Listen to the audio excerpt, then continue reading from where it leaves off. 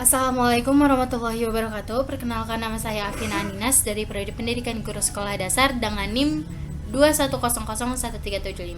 Pada kesempatan kali ini saya akan membahas tentang perkembangan sosio-emosi. Apa aja sih perkembangan sosio-emosi itu, pengertian dan pendapat beberapa ahli. Lalu bagaimana sih perkembangannya dari umur 2 sampai 18 tahun itu seperti apa sih? Yuk kita bahas. Nah, di sini kita akan bahas tentang pengertian perkembangan dulu nih, teman-teman. Yang pertama ialah perkembangan ialah bertambahnya struktur dan fungsi tubuh yang lebih kompleks dan dalam kemampuan gerak kasar, halus, bicara dan berbahasa serta sosialisasi dan kemandirian. Nah, di sini ada beberapa teori perkembangan menurut beberapa ahli. Jadi di sini ada pengertian ini. Di sini saya mengambil 3 ya. Yang pertama dari Maus dan kawan-kawan, yaitu perkembangan ialah proses menuju kesempurnaan yang tidak bisa kembali lagi. Yang kedua, perkembangan menurut Seifert dan Hoffnung. Perkembangan ialah perasaan yang tumbuh pada seseorang dan berakibat pada perubahan jangka panjang pola pikir dan hubungan sosial dan skill motorik.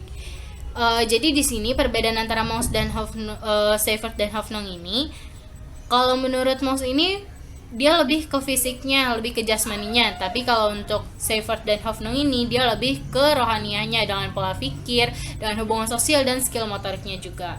Nah, di sini juga ada perkembangan mencakup perubahan fisik, dan di dalam perubahan ini terjadi secara terus-menerus dalam fungsi jasmani dan rohani sampai benar-benar matang. Nah, apa sih perkembangan sosio-emosi itu? Nah, perkembangan sosio-emosi itu adalah kemampuan peserta didik untuk berinteraksi dengan lingkungan dan bagaimana peserta didik menyikapi hal yang terjadi di sekitarnya. Jadi, peserta didik ini menyikapi bagaimana sih ketika saya ada di lingkungan ini, bagaimana sikap saya, bagaimana saya menyikapi hal ini, oh ketika ada hal seperti ini bagaimana saya menyikapinya gitu. Lanjut, di sini juga ada nih pengertian perkembangan menurut bahasa, yaitu ialah proses berkembangnya kemampuan seseorang untuk memahami dan mengucapkan kata-kata. Nah, di sini ada nih tahap perkembangan emosi menurut usianya. Yuk dilihat dari usia 1 sampai 2 tahun.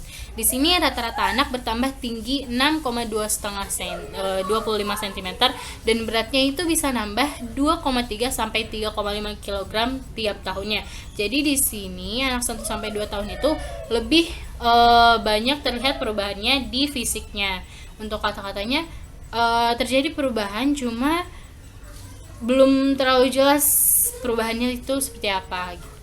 Lanjut, untuk usia 3 sampai 6 tahun, ketidakseimbangan disebabkan secara langsung dan tidak langsung dari rangsangan. Kembalinya keseimbangan lewat keterampilan dan representasional. Lanjut, untuk usia 7 sampai 12 tahun, ini ketidakseimbangan emosinya ini terjadi lewat persepsi langsung gitu. Lanjut, di nomor 4 untuk usia 13 sampai 18 tahun, keseimbangan datang lewat perbandingan internal dan emosi mulai berkontribusi pada konsep menstabilkan diri. Nah, di sini nih ada tahap perkembangan bahasa. Kita mulai ya dari usia 3 sampai 12 bulan seperti apa sih? Yuk, untuk 3 sampai 12 bulan masih membuat suara-suara yang belum membentuk kata-kata seperti hahu hahu gitu. Belum membentuk kata-kata, masih suara-suara yang masih membuat dia berpikir, oh aku tuh harus berkata seperti apa gitu, aku ingin berkata-kata ini tapi yang keluar hanya suara-suara aja gitu, belum berbentuk kalimat. Lanjut, untuk usia 12 sampai 18 bulan, di sini anak mulai mengenali nama-nama benda di sekitarnya seperti meja, kursi, celana, baju gitu. Mulai mengenal kata-kata benda yang mudah gitu, mulai dari yang tadi saya sebutkan tadi. Lanjut, untuk usia 2 sampai 3 tahun, anak mulai memahami kalimat perintah dan larangan, mulai memahami oh ini enggak boleh, oh ini boleh gitu. Untuk usia 3 sampai 15 tahun, anak mulai mampu mengembangkan kalimatnya untuk lebih dalam lagi, seperti itu. Baik, sekian presentasi dari saya. Lebih kurangnya mohon maaf. Wassalamualaikum warahmatullahi wabarakatuh.